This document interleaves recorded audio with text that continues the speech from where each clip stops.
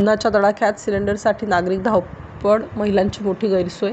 नमस्कार, A1 CID न्यूजमध्ये आपलं स्वागत. छत्रपती संभाजीनगर बिडकीनमध्ये गॅस वितरणाच्या ढिसाळ आणि मनमारी कारभारामुळे नागरिकांमध्ये तीव्र नाराजी निर्माण झाली असून सूर्या इंडियन एजन्सीसमोर महिला व पुरुषांची मोठी गर्दी उसळली आहे. गॅस सिलेंडर मिळण्यात होत असलेल्या विलंबामुळे वातावरणात तणावपूर्ण बनले असून नागरिकांनी एजन्सीकडे थेट जाब विचारत नाराजी व्यक्त केली.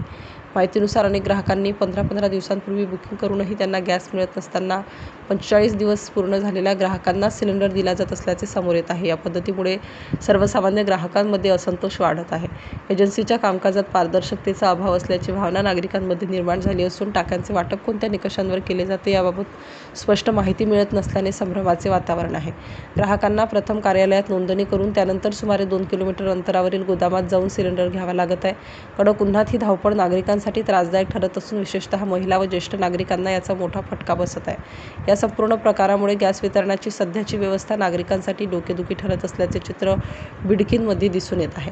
अशाच बातम्यांसाठी चॅनलला लाईक, शेअर आणि सबस्क्राईब करा. A1 CID न्यूज, आवाज जनतेचा. बिडकीन प्रतिनिधी दिलीप जोशी तसेच मुख्य संपादक मधुकर बर्फे.